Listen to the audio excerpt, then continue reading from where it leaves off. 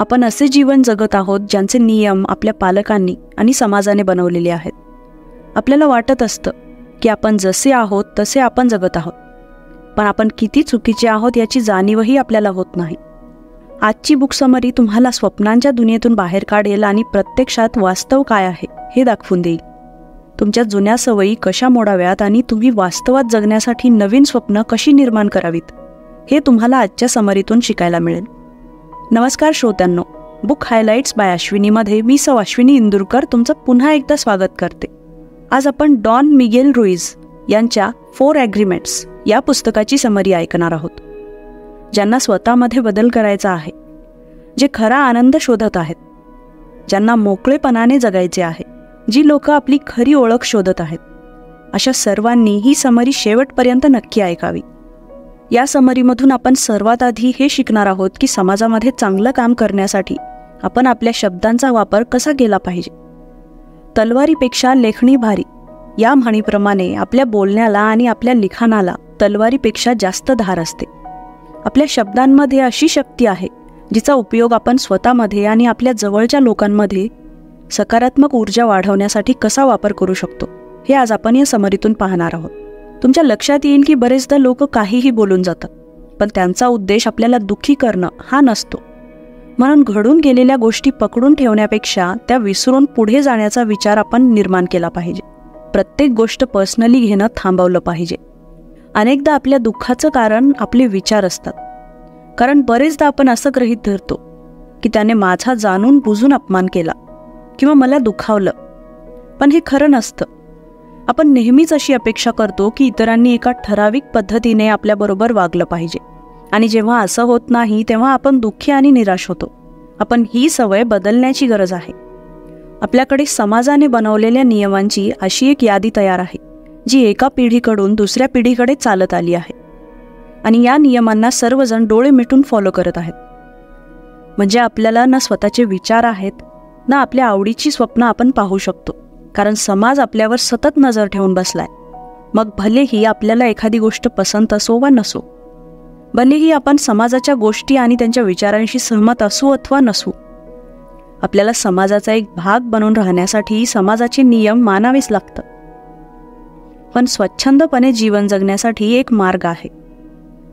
समाजाच्या नियमांना आपल्या विचारांतून बाहेर काढा आणि आपल्या मनाला मुक्त होऊ द्या, स्वतंत्र होऊ द्या. आपल्याला आपली विचार पद्धत बदलावी लागेल. जेव्हा आपले विचार बदलतील तेव्हा आपलं व्यक्तिमत्व बदलेल. स्वतःच्या आवडीचं जीवन जगण्यासाठी, स्वतःच्या आवडीची स्वप्ने पाहण्यासाठी आपल्याला स्वतःशीच बोलण्याची गरज आहे. तर स्वतःशी करावयाच्या 4 करारापैकी पहिला करार जो लेखकाने सांगितला आहे तो म्हणजे तुमचे शब्द विचारपूर्वक वापरा. जर तुम्हाला खरंच आनंदी राहायचं असेल तर स्वतःमध्ये बदल करावे लागतील. लेखक आपल्याला स्वतःशीच प्रॉमिस करायला सांगतात. लेखक याला स्वतःशी ॲग्रीमेंट करणं म्हणजे करार करणं असं म्हणतात. तुम्हाला लहानपणीचा असा एखादा किस्सा आठवत असेल की तुम्ही तुमच्या आईला एखादा विनोद ऐकवला आणि ती तुम्हाला म्हणाली, गप्प बस, तू मुळीच विनोदी नाहीस आणि तुझा विनोद ऐकून मला थोडं पण हसू आलं नाही. मग त्या दिवसापासून तुम्हाला इतर कुणालाही विनोद सांगण्याला अनकम्फर्टेबल वाटू लागलं असेल, कारण तुम्ही तुमच्या मनामध्ये हे पक्क करून घेतलं असेल की तुम्ही एक बोरिंग व्यक्ती आहात आणि बिलकुल विनोदी नाहीत. आपले शब्द खूपच शक्तिशाली असतात. स्वतःला किंवा इतरांना जज करणं हा एक पॉवरफुल डिसिजन आहे. तुम्ही एखाद्याला तू मूर्ख आहेस असं म्हणता तेव्हा तो देखील स्वतःला मूर्ख समजू लागतो, आणि तो पुढे संपूर्ण आयुष्यभर स्वतःला मूर्ख समजत राहतो. जोपर्यंत त्याला कुणीतरी तू स्मार्ट आहेस असं म्हणत नाही तोपर्यंत तो स्वतःचे विचार बदलत नाही. तुमच्या शब्दांचा एखाद्याच्या मनावर आणि आत्मविश्वासावर काय परिणाम होऊ शकतो याची कल्पना तुम्हाला नसते. म्हणून खूप विचार करून आपले शब्द आपण वापरले पाहिजे. स्वतःला किंवा इतरांना दुःखी करतील असं बोलणं टाळलं पाहिजे. सकारात्मक शब्द वापरून स्वतःमध्ये आणि इतरांमध्ये सुद्धा सकारात्मक ऊर्जा निर्माण करता आली पाहिजे. आपण सगळ्या नकारात्मक प्रतिक्रिया आणि गोष्टींना बाजूला काढून एकमेकांना प्रेरणा देणाऱ्या, मोटिवेट करणाऱ्या विचारांना प्रोत्साहित केलं पाहिजे. फक्त तुमची एक प्रशंसा एखाद्या निराश व्यक्तीच्या मनात एक नवीन आशा निर्माण करेल, आणि म्हणून आपण कोणत्या शब्दांचा वापर करावा ही आपली जबाबदारी आहे. स्वतःशी करावयाचा दुसरा करार जो लेखकाने सांगितला तो म्हणजे प्रत्येक गोष्ट पर्सनली घेणं थांबवा. मागच्या भागात आपण पाहिलं की शब्दांचं महत्त्व काय असतं आणि ते किती शक्तिशाली असतात हे आपण पाहिलं. कुणीतरी दिलेली नकारात्मक प्रतिक्रिया, जसं की तू कुठल्याही कामाच्या उपयोगाचा नाहीस किंवा तू जीवनात काहीच करू शकणार नाहीस, तुमच्या मनात कायम घर करून राहतात. म्हणून तुम्हाला लोकांना लेट गो करणं किंवा प्रत्येक गोष्ट पर्सनली न घेणं अशा नवीन सवयी स्वतःला लावाव्या लागतील. एक गोष्ट नेहमी लक्षात ठेवा, जर कोणी तुमच्याविषयी काही वाईट बोलत असेल तर ते त्याचं एकट्याचं मत आहे, सर्वांचं नाही, आणि ते चूकही असू शकतं. तो तुमच्याकडे त्याच्या विचार आणि समजण्याच्या दृष्टिकोनातून पाहत असतो. पण जोपर्यंत तुम्ही त्याला तुम्हाला दुखावण्याची पॉवर देत नाही तोपर्यंत तो तुम्हाला दुखवू शकत नाही. जेव्हा तुम्ही एखाद्याचं बोलणं पर्सनली घेता तेव्हा तुम्ही कुठेतरी त्या व्यक्तीच्या बोलण्याशी सहमत होता की तो तुमच्याविषयी जे काही वाईट बोलत आहे ते सगळं अगदी खरं आहे. आणि असंही असू शकतं की त्याचा हेतू तुम्हाला दुखावण्याचा नाही, किंवा त्या दिवशी त्याचा मूड खराब झाला असावा आणि त्याने रागाच्या भरात तुम्हाला वाईट म्हटलं असावं. जीवनाचं सत्य असं आहे की आपण कोणाचे तोंड बंद करू शकत नाही किंवा आपण कोणाचे विचारही बदलू शकत नाही. म्हणून आपण आपले स्वतःचे विचार बदलायला हवेत. जर तुम्ही प्रत्येक गोष्ट पर्सनली घ्यायला लागलात तर आयुष्य जगणं खूप कठीण होऊन जाईल. जेव्हा लोक दुःखी असतात किंवा जेव्हा ते आनंदी असतात तेव्हा ते तुमच्याकडे वेगवेगळ्या दृष्टिकोनातून पाहतात. मग त्यांच्या विचारांचा परिणाम तुम्ही तुमच्या आयुष्यावर का होऊ द्यावा? असं समजा एखाद्या दिवशी तुमचा बॉस चांगल्या मूडमध्ये असेल तर तो तुम्हाला सांगेल की तुम्ही त्याच्या कंपनीतील सगळ्यात प्रोडक्टिव्ह एम्प्लॉई आहात. पण ज्या दिवशी तो चांगल्या मूडमध्ये नसेल तेव्हा तो तुम्हाला कंपनीतील सर्वात वाईट एम्प्लॉई असंही म्हणू शकतो. जर तुम्ही तुमच्या बॉसचा मूड आणि त्याचे शब्द यांचा परिणाम स्वतःवर करू दिला म्हणजे तुम्ही तुमचा रिमोट त्याच्या हातात दिला. याचा अर्थ आता तुमचा मूड तुमच्या बॉसच्या मूडनुसार असेल. जेव्हा तुम्ही प्रत्येक गोष्ट पर्सनली घ्यायला लागता तेव्हा तुम्ही दुसऱ्यांच्या शब्दांना जास्त महत्त्व देता आणि अशा तऱ्हेने तुम्ही स्वतःचे महत्त्व विसरू लागता. जर अशा सिच्युएशनमध्ये कुणी तुमच्याशी खोटं बोललं तर तुम्हाला वाईट वाटतं. म्हणून तुमचा स्वतःवर विश्वास असणं खूप गरजेचं आहे. जर तुमचा स्वतःवर विश्वास नसेल तर तुमचं व्यक्तिमत्व शून्य होईल. दुसऱ्यांचं बोलणं ऐकून तुम्हाला राग येण्याची किंवा दुःखी होण्याची गरज नाही. एक गोष्ट लक्षात ठेवा की लोक खोटं बोलतात कारण त्यांना भीती वाटते की तुम्ही त्यांना जज कराल, आणि ते खोटं बोलतात कारण ते स्वतःशीही नेहमी खोटं बोलत असावेत. मग अशा लोकांच्या बोलण्याने आपण दुःखी का व्हावं? लेखक या पुस्तकात आपण जे बोलतो त्याची जबाबदारी स्वतः घ्यायला हवी आणि स्वतःवर अधिक प्रेम करायला हवं असं सांगतात. जेव्हा तुम्ही इतरांना तसं करू देता तेव्हा ते तुम्हाला दुखवू शकतं. म्हणून त्यांना ही पॉवर देऊ नका, नाहीतर ते तुम्हाला दुःखी करणं कधीही थांबवणार नाहीत आणि तुम्ही केवळ दुसऱ्यांच्या कडू शब्दांना बळी पडाल. तुमचे विचार असे करा ज्यात कोणाच्या मताची तुम्हाला पर्वा नसेल. लोकांना तुमच्यामुळे फरक पडत नाही. तुमच्याबद्दल त्यांचे मत हे त्यांच्या विचारांमुळे आहे, तुमच्यामुळे नाही. म्हणून आज स्वतःला एक वचन द्या की तुम्ही कोणाच्याही प्रतिक्रियेला पर्सनली घेणार नाही, कारण ते फक्त त्यांचे मत आहे. त्यांचे बोलणे म्हणजे दगडावरची रेष नाही. स्वतःशी केलेला हा दुसरा करार आहे. तिसरा करार जो लेखकाने सांगितला आहे तो म्हणजे संपूर्ण गोष्ट जाणून घेतल्याशिवाय गृहीत धरण्याची सवय बदला. आणखी एक कारण आहे ज्यामुळे आपण स्वतःला नकळत दुखावत असतो, आणि ते म्हणजे संपूर्ण गोष्ट जाणून न घेता आपण फक्त आपल्या मनात विचार करतो आणि त्यालाच खरं समजतो. आपण इतरांना पाहून त्यांच्याविषयी एक अनुमान काढतो की ते कसे असतील, त्यांच्या जीवनात काय चाललं आहे, आणि अशा तऱ्हेने आपण त्यांना जज करू लागतो आणि अशी अपेक्षा धरतो की त्यांनी आपण त्यांच्याविषयी आपल्या मनात धरलेल्या इमेजप्रमाणेच वागायला हवं. पण ते जेव्हा वेगळ्या प्रकारे वागू लागतील तेव्हा आपल्याला दुःख होतं. यालाच गोष्टी पर्सनली घेणं असं म्हणतात.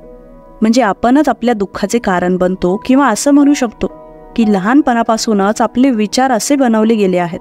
आपण नात्याबद्दल बोललो तर आपण पाहतो की बरीचशी जोडपी सतत भांडत असतात. ते असं मानतात की त्यांचा जोडीदार त्यांना खूप चांगल्या प्रकारे समजून घेतो. उदाहरणार्थ, एक नवरा अगदी आनंदाने ऑफिसमधून घरासाठी निघतो.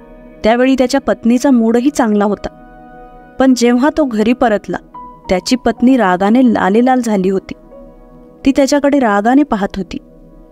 ती त्याच्याकडून अशी अपेक्षा करत होती की तिच्या नवऱ्याने तिने न सांगता तिच्या मनातलं समजून घ्यावं, कारण ती त्याच्यावर खूप प्रेम करत होती आणि तिच्या मनात आता एक पूर्ण फिल्म चालू आहे की तिचा नवरा सगळं समजून जाईल आणि तिचा रुसवा घालवेल. पण ती पाहू शकत नव्हती की प्रत्यक्षात परिस्थिती खूप वेगळी आहे. या प्रॉब्लेमचं मूळ कारण हेच आहे. तर मनात विचार करून कोणतीही समस्या सोडवली जात नाही. त्यासाठी बोलणं, संवाद साधणं खूप महत्त्वाचं आहे. समोरच्याशी काहीही न बोलता त्याला तुमचा प्रॉब्लेम कसा समजेल? आणि या गैरसमजामुळे अनेक नातेसंबंध उद्ध्वस्त झाली आहेत. म्हणून एकमेकांशी जास्तीत जास्त बोलण्याची सवय लावून घ्या. एखाद्याला तुला समजलं पाहिजे हे म्हणणं थांबवा, कारण ते वास्तवात शक्य नाही. तुम्ही जितके जास्त बोलाल तितके जास्त इतरांना समजू शकाल. त्यांच्या विचार करण्याच्या पद्धती समजून घ्या. त्याहूनही महत्त्वाची गोष्ट म्हणजे इतरांना तुम्हाला समजून घेण्याची संधी द्या. त्यांना सगळं काही माहीत आहे हे समजणं खूप चुकीचं आहे. त्यांच्याशी मोकळेपणाने तुम्हाला काय हवंय, काय नको हे स्पष्टपणे सांगा. तुमचं मत त्यांच्याशी शेअर करा. ज्याप्रमाणे तुम्हाला प्रत्येक गोष्ट पर्सनली घेणं बंद करायचंय, त्याचप्रमाणे समोरच्याला सर्व काही माहीत असेल अशी कल्पना करण्याची तुमची सवय पण तुम्हाला बदलावी लागेल. सतत सकारात्मक विचार करा, सकारात्मक शब्दांचा वापर करा आणि स्वतःला वचन द्या की तुम्ही गोष्टींना गृहीत धरण्याची तुमची सवय सोडून द्याल.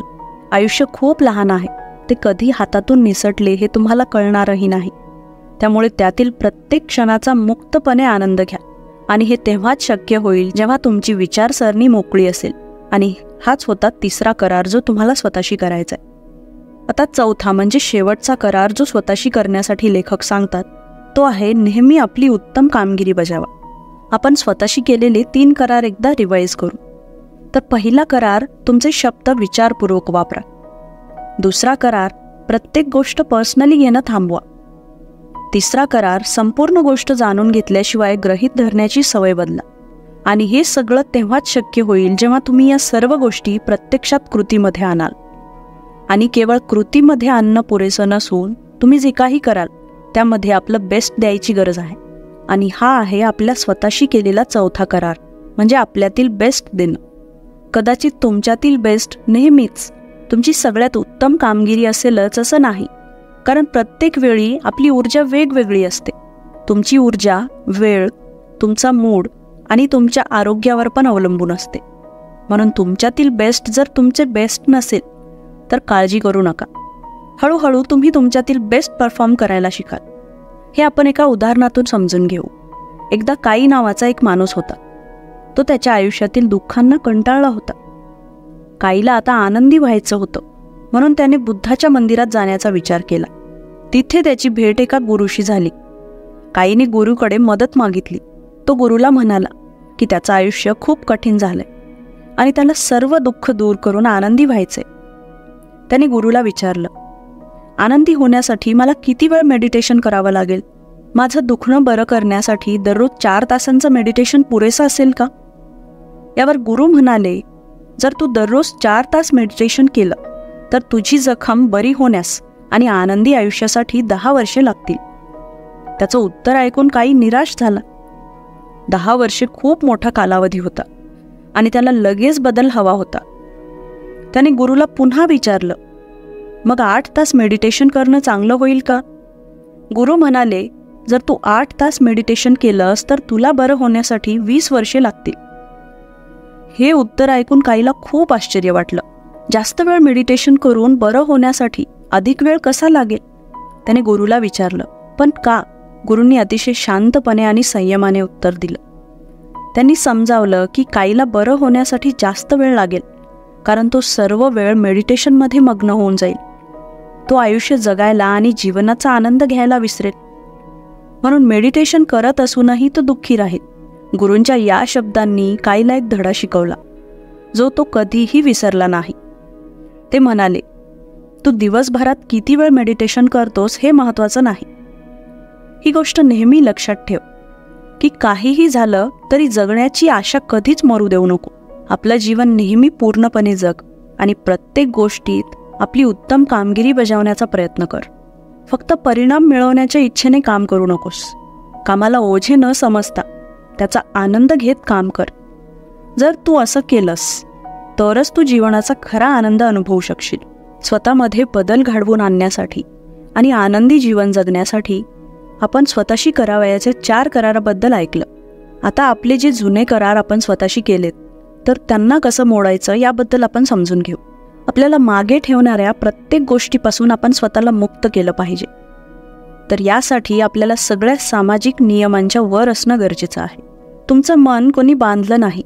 तुमच्या सबकॉन्शियस माइंडला कोणी आदेश देत नाही. तुम्हाला जे व्हायचं आहे, तुम्ही जी स्वप्न पूर्ण करू इच्छिता ती पूर्ण करण्यासाठी तुम्ही स्वतंत्र आहात. यामध्ये तुमची स्वप्न खऱ्या अर्थाने तुमची असतात. तुमच्या जन्मानंतर तुमचे आईवडील किंवा समाज तुमच्यासाठी जी स्वप्न पाहतात ती ही स्वप्न नसतात. तर या मार्गावर चालण्यासाठी आपल्याला 3 तत्वांची गरज आहे. पहिलं तत्व म्हणजे तुम्ही अधिक जागरूक असणं आवश्यक आहे. तुम्ही कोण आहात आणि तुम्हाला जीवनापासून खरोखर काय हवंय हे माहीत असलं पाहिजे. फक्त एक अनुयायी होऊ नका. तुमच्या जीवनाचं नियंत्रण तुमच्याच हातात असावं. दुसरं तत्व म्हणजे तुम्हाला स्वतःमध्ये बदल घडवायचा आहे. जर तुम्ही स्वतःवर आणि तुमच्या सवयींवर लक्ष केंद्रित केलं नाही तर तुम्ही जीवनात मागे पडू शकता. जर तुम्ही तुमच्या सवयी बदलण्यासाठी आणि त्यावर नियंत्रण ठेवण्यासाठी शिकलात तर तुमचं आयुष्य पूर्णपणे बदलून जाईल. तुम्ही काय करावं आणि काय करू नये हे समाजाला ठरवू देऊ नका. तिसरं तत्व आहे तुम्हाला तुमचे निश्चय पक्के आणि मजबूत करावे लागतील. तुमच्या निश्चयामध्येही एक ऊर्जा आहे. तुम्हाला जे हवं आहे आणि तुम्ही ज्यावर लक्ष केंद्रित करू लागता ते तुमच्या आसपासच्या संपूर्ण ब्रह्मांडाला सिग्नल पाठवू लागतात. जर तुमचा हेतू सकारात्मक असेल तर तुमच्या भोवतालचा प्रत्येक जण सकारात्मक असेल. या 3 गोष्टींचं पालन करून तुम्ही वैयक्तिक स्वातंत्र्याच्या दिशेने पावलं टाकण्यासाठी सुरुवात करता. जेव्हा तुम्ही लहान होते तेव्हा फक्त खेळणं आणि मजा करणं हेच तुमचं काम होतं. तेव्हा तुम्ही एक साधे आणि मोकळ्या मनाचे होते.